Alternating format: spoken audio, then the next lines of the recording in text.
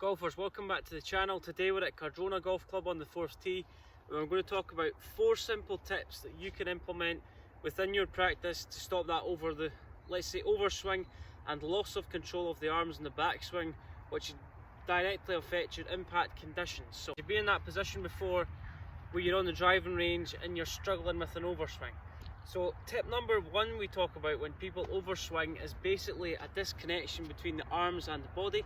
So what I mean by that is a lot of golfers, if you think of fault number one we talk about with an overswing is if you think of this right arm gets a little bit too close to the body, we lose width in the right elbow, and what tends to happen from that position, my arms just collapse. So take my arms to the top of the backswing, right elbow gets a little bit too close and the radius of the swing becomes narrow, and then my arms decide to kind of go overswing too much on the backswing. So tip number 1, what we're going to talk about to combat that fault is when we get to the top of the backswing, I want you to feel like your right elbow is at a 90-degree angle. So we take the club back, my right elbow is at a 90-degree angle, so it's not too far into my side.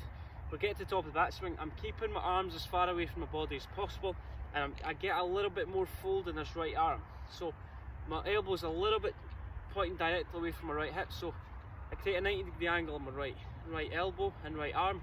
That's going to create more width away from my body with my arm. Number 2, what I want you to do is I want you to take the palm of your right hand and I want you just apply a little bit of pressure, the palm of your right hand, so this part of the hand, and apply pressure into your right thumb.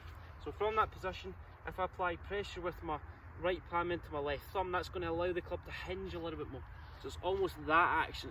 That hinge is going to create a short swing. It's going to stop this club rolling too much on the inside. So we're getting to the top, we're creating a little bit of pressure, the right hand into the left thumb. That's going to get the club to the top a little bit quicker. It's going to stop that overswing. So apply pressure down with the right thumb, apply pressure down with the right palm onto the left thumb. That's going to get the club to the top of the backswing a little bit quicker, and it's going to stop this club going in inside too flat and then a little bit across the line too early.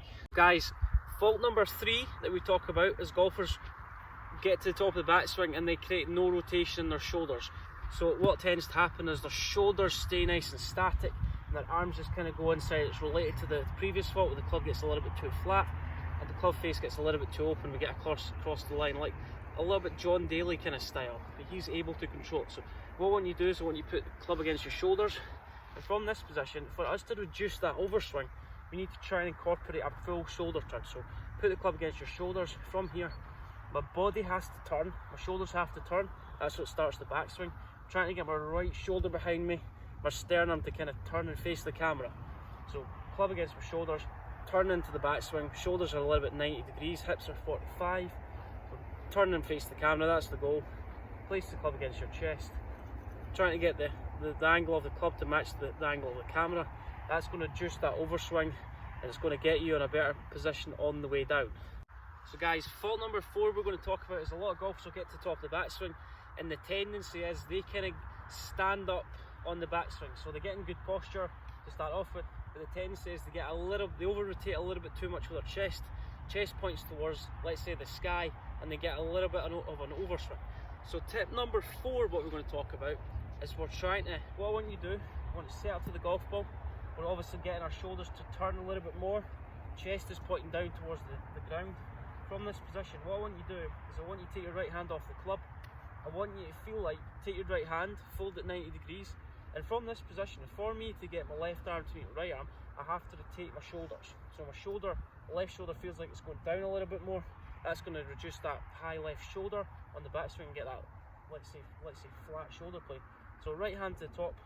From there, I'm going to feel like my left shoulder is going to turn underneath my chin and it's going to meet my right arm. So I'm keeping my right arm folded at 90 degrees and my arm has to feel that stretch. So my left arm's going across chest and it's going underneath my chin. Right arm's folded at 90 degrees. Then I'm just trying to stretch my left hand to meet my right hand, and that's going to get that swing a little bit shorter on the backswing. So let's put these 4 tips into practice. Tip number 1, what we talked about is trying to get the club in a better position. Where we're taking the club to the top, we're trying to hinge it a little bit quicker, applying more pressure into the right palm and the left thumb. And on the backswing, we're just trying to feel like the club doesn't go too much on the inside. So we're hinging the club up, that's going to get the club a little bit shorter to the top.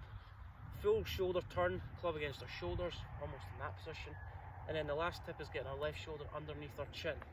So we're getting our right arm to fold at 90 degrees. So let's hit this shot and put that into practice.